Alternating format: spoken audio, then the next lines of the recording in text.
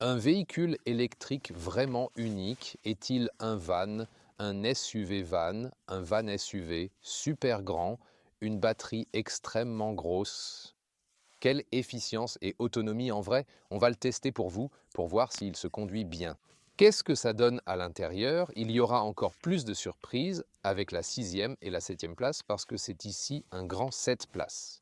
On va découvrir tout ce qu'il faut savoir. Avec Thomas sur AutoGFuel en 4K, plein écran et en intégralité. On y va avec la bande lumineuse du Lucid Gravity, juste là. Et aussi, le logo Lucid est éclairé.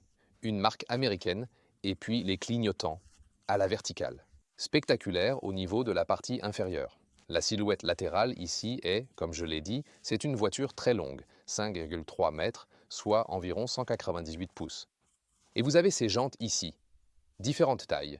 Ce sont les plus grosses, 22 pouces à l'avant et en fait 23 pouces à l'arrière en configuration mixte. Par contre, la largeur ne change pas selon la taille que vous prenez.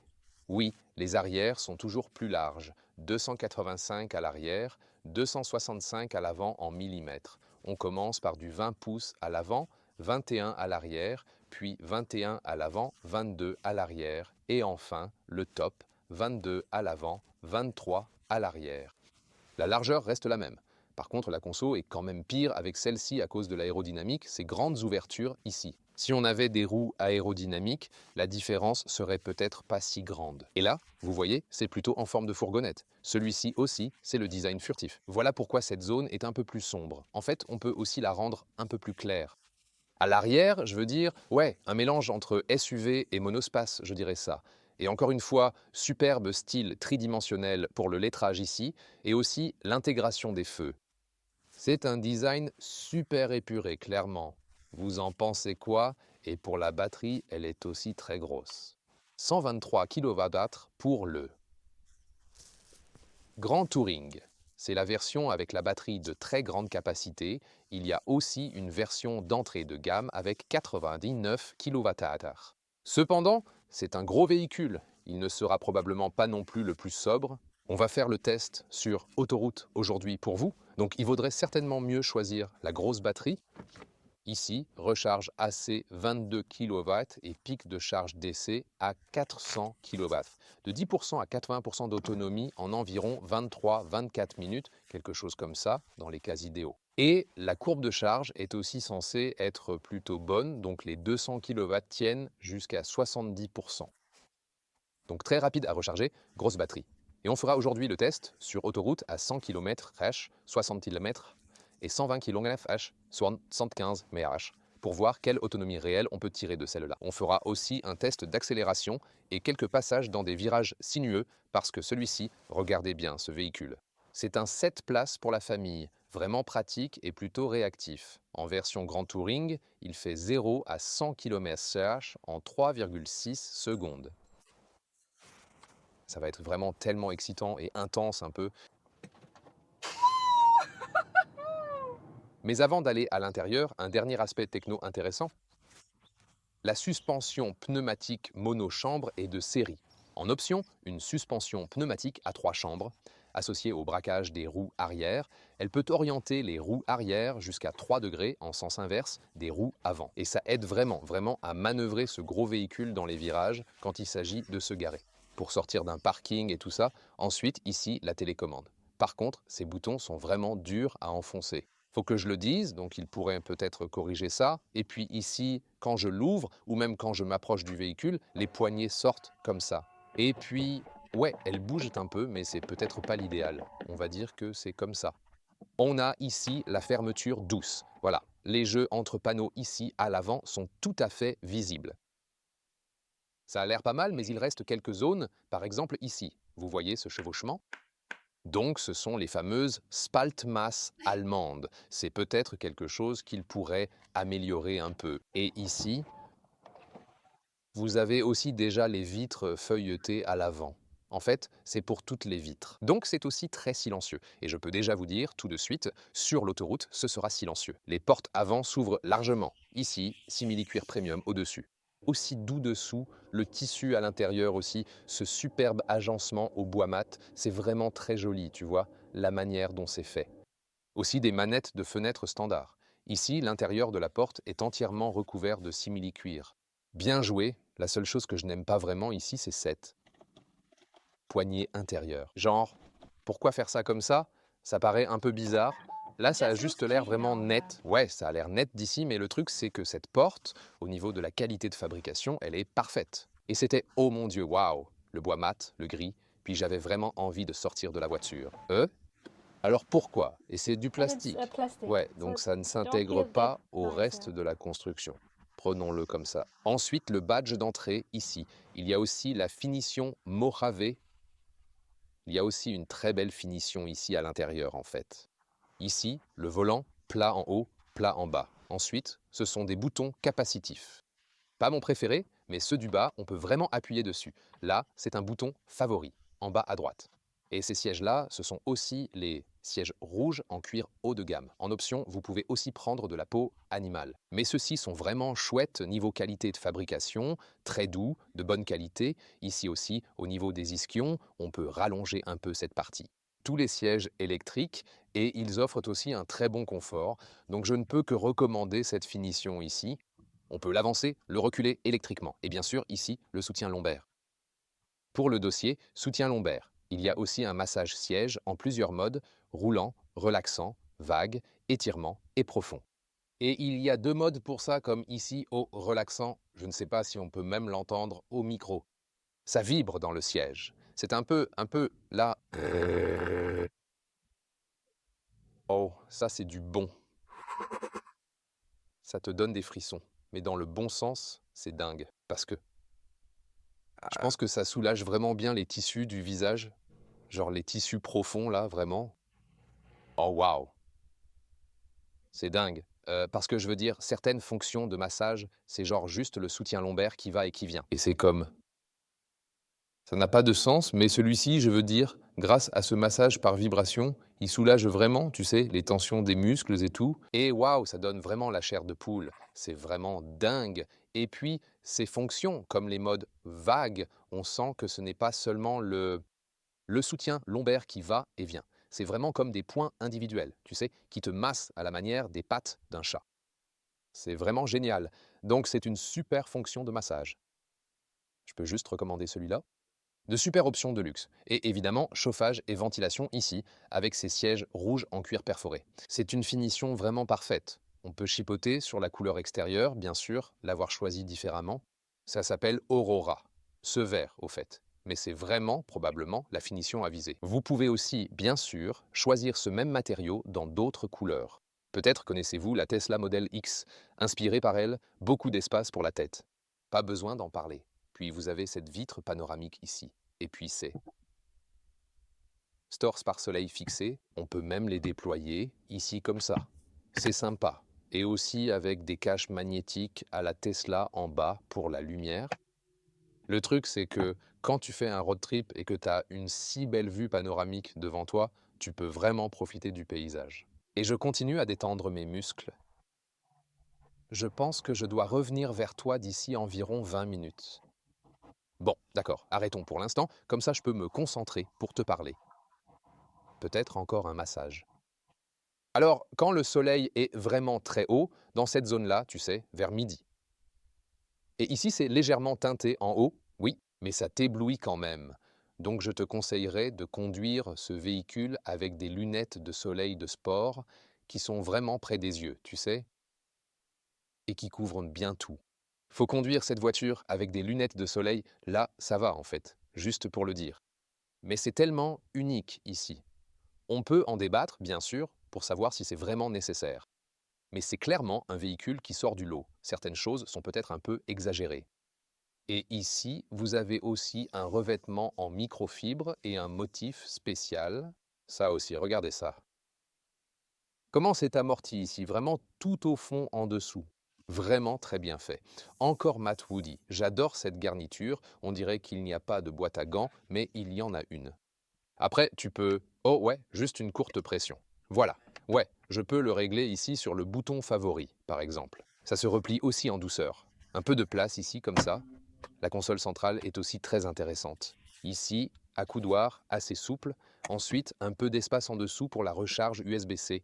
Tu peux faire glisser celui-ci vers l'avant et puis des porte-gobelets. Ils sont très serrés mais s'adaptent. Et ensuite, tu peux faire glisser tout ça vers l'avant ici et jeter un coup d'œil. Je veux dire, regarde ça. Et celui-ci va même... Tu pourrais presque y perdre ton bras, c'est vraiment fou. Et ensuite, bien sûr, tu peux aussi le remettre en arrière. Et pour l'interface physique, il y en a une ici pour régler le volume, par exemple.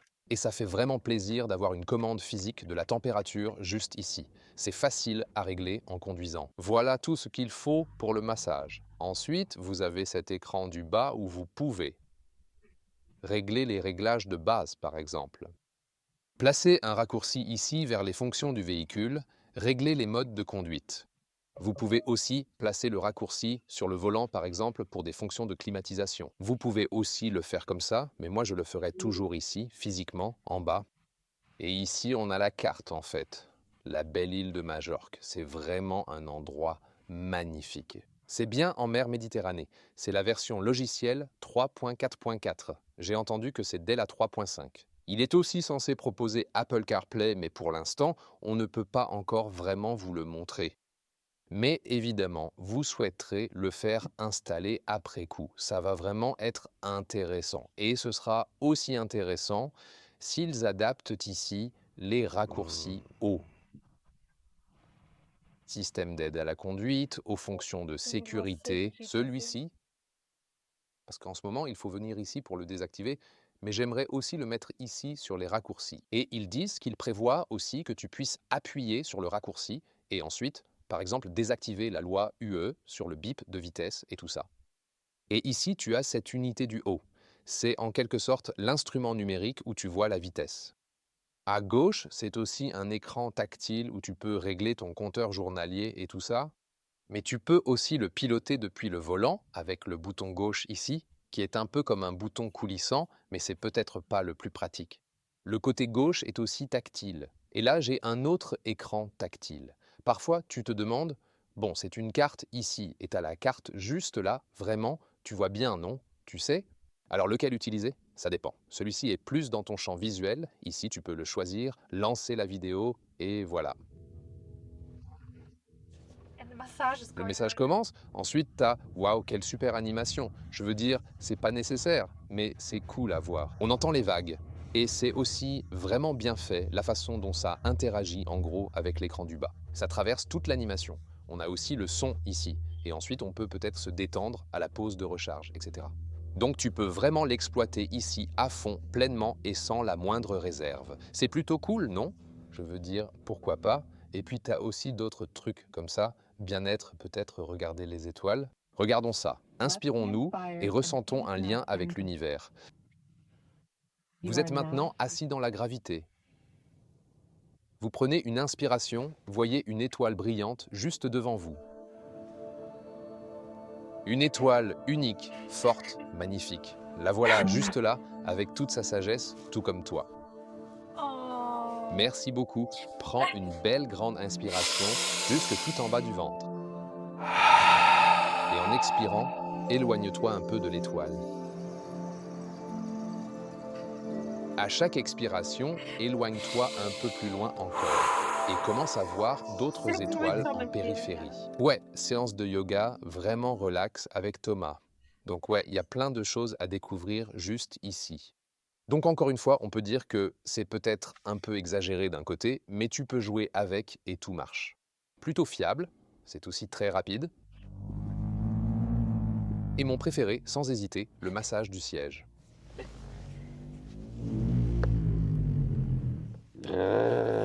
Je sais pas si on l'a entendu au micro, c'est encore cette vibration. Bon. À bientôt pendant que je conduis. Il y a plein de trucs. Avec le coffre, parce que c'est vraiment spectaculaire, et des solutions que je n'ai jamais vues de cette manière auparavant. Donc là, c'est bien la longueur tout à fait normale du coffre, vraiment. Je vais bientôt prendre les mesures aussi. Mais ici, première étape, l'appui-tête descend. Et pousser celui-ci vers l'avant. L'appui-tête descend et plus délicat. Celui-ci, je peux le soulever et l'enlever. Par X, le câble de charge en bas. On peut aussi le ranger devant si on ne veut pas l'utiliser comme station de pic. Nick. Et ici, vous pouvez tous les enlever parce qu'ainsi, vous gagnez encore nettement de la place pour faire rentrer plus facilement ces sièges dans la dernière rangée. C'est très spécial, cette pièce-là, au fait, a tendance à se détacher. Il faut juste surveiller ça un peu, ensuite pousse celui-ci vers le bas. Là, j'ai déjà cette zone assez régulière. Cet espace restera ici, et là, c'est encore plus intéressant, je peux utiliser ces boutons pour replier ces sièges. J'appuie d'abord sur un, puis tu peux le voir d'ici, comme du côté gauche, et voilà. Et puis il tombe. C'est aussi, ouais, plutôt impressionnant. Mais maintenant, Léa ouvre la porte du côté droit, et je peux appuyer sur l'autre bouton. Et là, tu vois ce qui se passe. Regarde ça. Celui-ci avance, puis... Ouais, je regarderai peut-être les mains des gamins là-bas, parce que c'est vraiment, tu sais, dur. Mais waouh, quel mécanisme. Tu vois bien, c'est par terre là maintenant. Et c'est pour ça que ça va si... Mets-toi un peu plus bas et regarde cette installation au max. C'est super impressionnant. Et tu peux même mettre le matelas ici et faire une nuit façon camping. Je veux dire, regarde ça. Tu peux aussi mater les étoiles la nuit ou un truc du genre. Et ce vide ici, pour la zone des hanches, c'est pas si mal parce que, tu sais, certains matelas sont plus mous au niveau des hanches quand tu poses le matelas par-dessus. Vraiment, c'est assez confortable en fin de compte. Du coup, cette zone est en fait plus souple car elle s'enfonce un peu plus. Donc ce serait peut-être une bonne idée.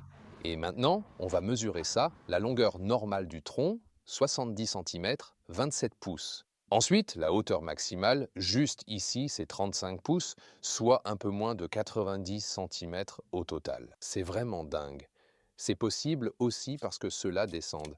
Et puis, ouais, tu t'en doutais peut-être déjà, c'est la règle complète, 2 mètres ou 79 pouces, et ça va même au-dessus, donc c'est genre 2 mètres 30 ou 79 plus 12 pouces, ça fait 99, 91 pouces, waouh, c'est dingue.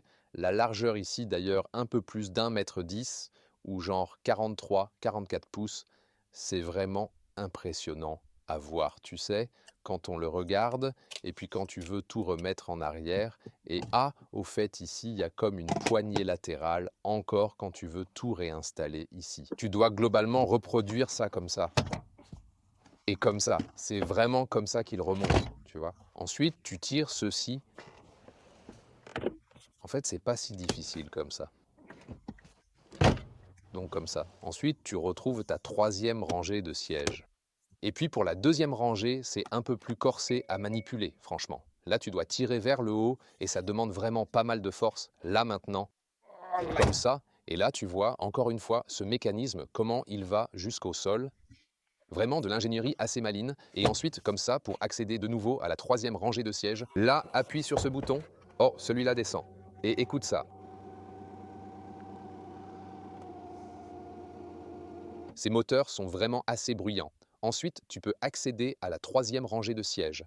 Et le truc, c'est, est-ce que tu peux vraiment, je veux dire, je peux avancer celui-ci ici un peu. Je peux quand même m'asseoir là, à l'arrière. Je peux même me déplacer un petit peu. Oh, regarde, c'est vraiment possible. Les enfants vont vraiment adorer ça. Heureusement, mes chaussures sont toutes propres, pas du tout sales. Ainsi, un adulte de grande taille peut s'asseoir tout près ici, sans difficulté. Mais c'est possible aussi en matière de hauteur sous plafond, donc c'est vraiment une 7 places complète qui pourrait accueillir 7 grands adultes. C'est possible. Et en fait, c'est pas trop inconfortable ici, à l'arrière. Il y a même des porte-gobelets et tout, et on a la vue sur le toit panoramique. Étonnamment, ça marche vraiment. Et on peut aussi régler un peu ça ici, de façon plutôt simple. Recule un peu plus cet angle ici, ajustement. Donc, eh bien, je suis plutôt impressionné, effectivement. Spécial avec la télécommande du deuxième siège. Ici aussi, des vitres feuilletées à l'arrière. Ensuite, celle-ci s'ouvre à 90 degrés. Et c'est parfait pour monter et descendre du véhicule. Et bien sûr, si vous voulez installer des sièges enfants, tout est ici recouvert de simili-cuir. Tissu à l'intérieur, beau bois mat. Donc ici aussi, l'intérieur des portes est entièrement recouvert de simili-cuir. C'est comme ça que ça doit être avec un véhicule premium. Vous pouvez ensuite régler l'inclinaison ici, manuellement. Ce levier n'est quand même pas vraiment super classe. Donc c'est un peu, honnêtement, une petite déception, peut-être. Mais bon, super siège en simili-cuir ici, belle qualité, très doux, Isofix sur les sièges extérieurs. Et puis ici, la place du milieu est énorme. Regarde cette largeur. Du coup, tu peux facilement t'asseoir aussi au milieu. C'est probablement, ouais, un des sièges du milieu les plus larges que j'ai vu, juste la partie du dossier est un peu plus dure que sur les côtés. On peut bien rabattre ça. Les porte-gobelets ne sont pas vraiment adaptatifs, faut le dire. Et puis là, côté siège, quand je conduis, il y a encore pas mal de place pour les jambes.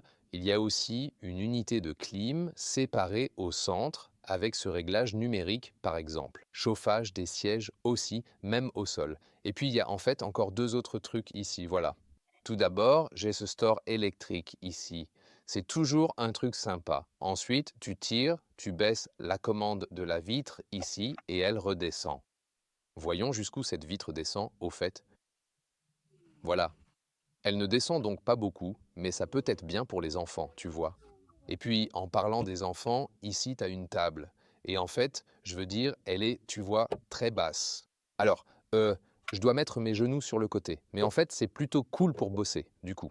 Si j'ai un peu de temps, genre une pause pour recharger, tu vas à l'arrière et tu commences à bosser sur l'ordi ici. C'est aussi un mécanisme très stable, et c'est à la fois un avantage et un inconvénient parce que ces charnières ici sont très solides. Il y en a deux, mais comme il y en a deux, il faut aussi faire attention avec vos enfants parce que ça ne devrait pas arriver ici, vous voyez? Donc c'est un genre de casse-doigt pour enfants, pour ainsi dire. Donc oui, quand vous conduisez avec les gamins à l'arrière ici, eh bien c'est bien rangé ici. Il faut l'ouvrir comme ça. Mais apprenez à vos enfants à ne pas mettre leurs doigts ici, vraiment. Ouais, mais d'un autre côté, c'est la solution la plus stable. Parfois, ces tables, quand elles sont juste fixées avec une seule charnière ici, elles branlent un peu et tout ça. C'est à la fois un avantage et un inconvénient. Il reste beaucoup de marge, donc pas de problème. Et à l'arrière, c'est une expérience très confortable et agréable. Bref, un vrai véhicule de voyage. Au fait, Léa vient de remarquer ça ici. Regarde comme cet espace reste ouvert quand tu ouvres le coffre. Et puis aussi la forme juste ici, et aussi quand tu le refermes ensuite. Alors, ça te fait penser à quelle voiture? C'est un véhicule d'un constructeur allemand haut de gamme, électrique, et c'est aussi un SUV, qui a le même mécanisme. On va découper comme ça, ici, et ensuite, exactement cette zone-là reste ouverte. Et je savais exactement ce que l'IA voulait dire. Dites-moi dans les commentaires, quelle voiture rappelle cette zone quand le coffre s'ouvre et se referme? Dites-moi dans les commentaires et on en discutera. Ok, mode sprint.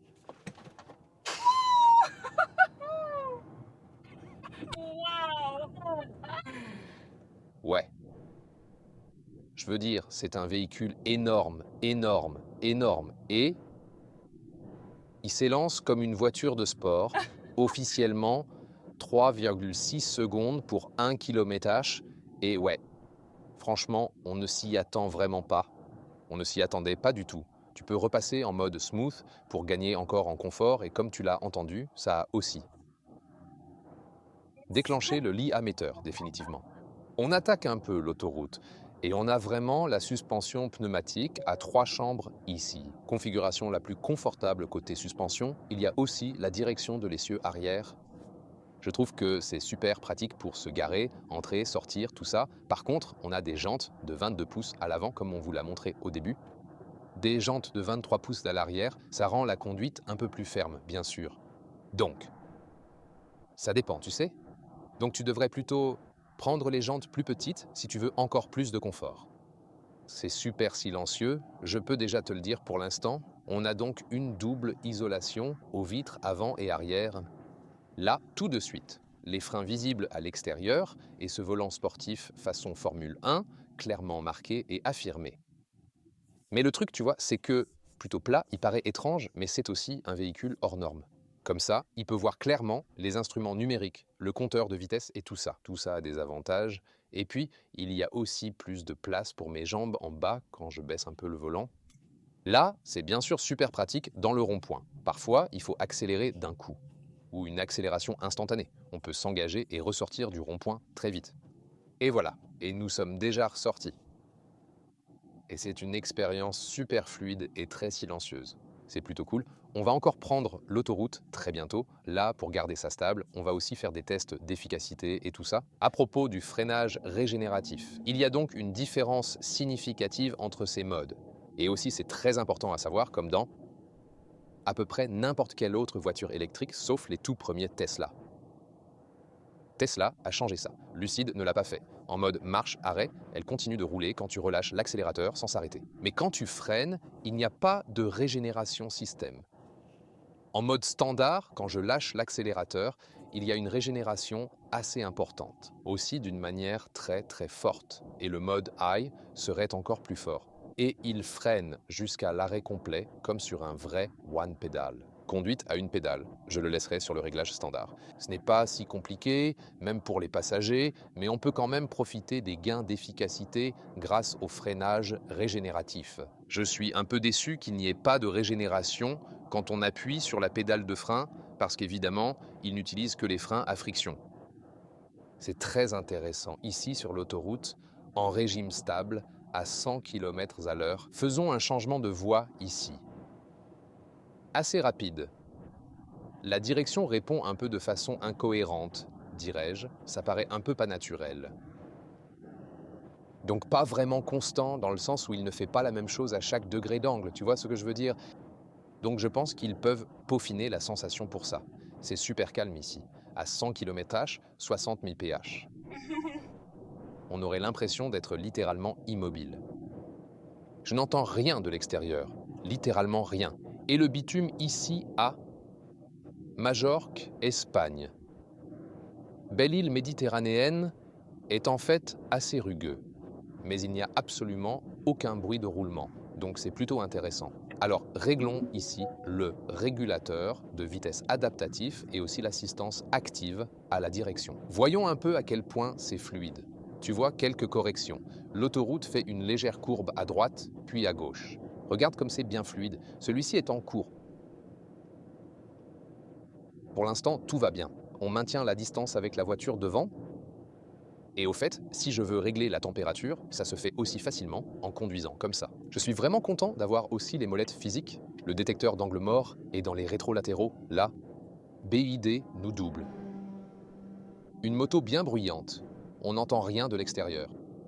Au fait, ce pare-brise panoramique à l'avant, quand on roule, c'est un plus, plutôt cool d'un côté. Donc pour voyager, tu sais, et pour regarder le paysage, c'est magnifique. Le seul truc, c'est quand le soleil est très haut dans le ciel. Oui, c'est légèrement teinté, mais le soleil peut quand même t'éblouir depuis la zone tout en haut. Donc c'est un peu du pour et du contre. Pour ce concept, on a dit la même chose avec la Tesla Model X, en fait. Donc le truc principal avec cette balade, c'est que c'est super, super relaxant. Parce que c'est un peu comme... C'est comme un véhicule de voyage électrique. Oui, il peut être hyper rapide, comme on vous l'a montré au début.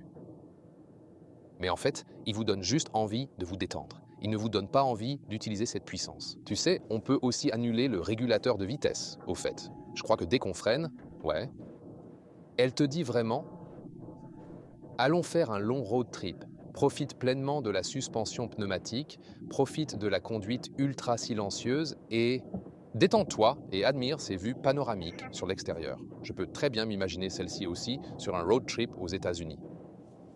Avec des bornes de recharge, il y a souvent un souci. Si t'as pas de Tesla aux US, où sera donc la prochaine borne?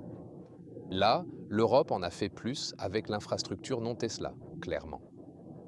Mais tu sais, de plus en plus de constructeurs en dehors de Tesla commencent aussi à utiliser l'infrastructure Tesla aux États-Unis. Donc si tu as une voiture électrique non Tesla aux États-Unis, tu peux aussi partager ton expérience avec nous.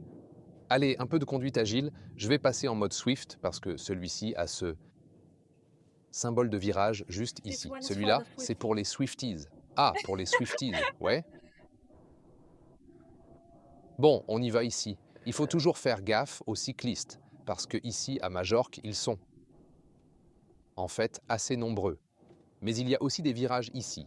Et jusqu'à environ 3 degrés, la direction de l'essieu arrière part dans le sens inverse à basse vitesse.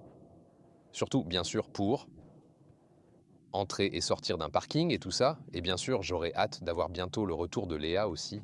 Et aussi, regarder son visage, si c'est encore bon ou pas trop. Ouais, on verra après quelques virages ici.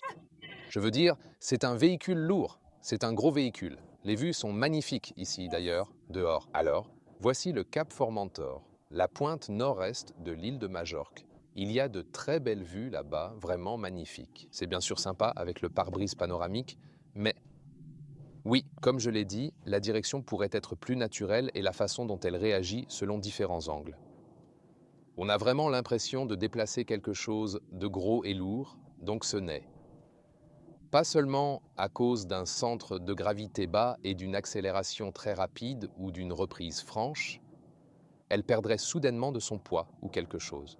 Sur l'autoroute, comme je l'ai dit, j'ai senti que c'était un bon véhicule pour les trajets en ligne droite. Ici, pour moi en tant que conducteur, je dirais que ça va, mais ce n'est pas d'une certaine manière le genre de voiture que je prendrais pour m'amuser au volant. Ce à quoi, quand on la regarde de l'extérieur, on ne peut probablement pas vraiment s'attendre. Donc je pense que la direction n'est pas assez précise. Le poids et la taille sont tout simplement trop importants et elle n'est pas vraiment optimisée pour une conduite agile. Quand on prend en compte, tu sais, la technologie, la suspension pneumatique et la direction du train arrière, ils essaient d'en tirer autant que possible. Et le truc bien, surtout sur ces routes étroites, c'est que j'ai une bonne visibilité, tu vois. Donc je vois tout très bien. C'est aussi vraiment très chouette en fait pour la sécurité, bien sûr, tu vois. Et si tu te demandes, d'ailleurs, si tu te dis, c'est plutôt cool ce que je vois ici, extérieur, intérieur, conduite, tout ça, mais je veux quelque chose juste plus petit chez Lucide. Ils viennent d'annoncer qu'ils vont investir massivement dans le segment des voitures de taille moyenne pour aussi vous proposer des modèles plus petits et plus abordables. Le prix, l'efficacité, l'autonomie en conditions réelles et l'usage principal du véhicule. Donc tout d'abord, le prix démarre en Europe à un peu moins de 100 000 € pour la petite batterie. Et la grosse batterie ici est déjà sensiblement plus chère. Elle démarre effectivement à 117 000 € précisément. Mais la voiture, telle qu'elle est ici maintenant, avec tous les extras, est juste en dessous de 150 000 €. Les prix aux États-Unis sont un peu plus sympathiques, à partir de 80 000 $, ou alors pour la Grand Touring ici avec la grosse batterie à 95 000 $. Par contre, tu sais, les prix nord-américains sont toujours hors TVA. Et puis, pour le test d'efficacité, c'est pour ça que je regarde mon téléphone en ce moment. Donc on a roulé à 100 km à l'heure, à 60 miles à l'heure sur l'autoroute, et aussi avec compensation topographique. Et là, on a pu obtenir environ 23 kWh au 100 km. Ça fait 2,7 miles par kW. Ce qui veut dire, pour cette grosse batterie, une autonomie de 540 km, soit 340 miles.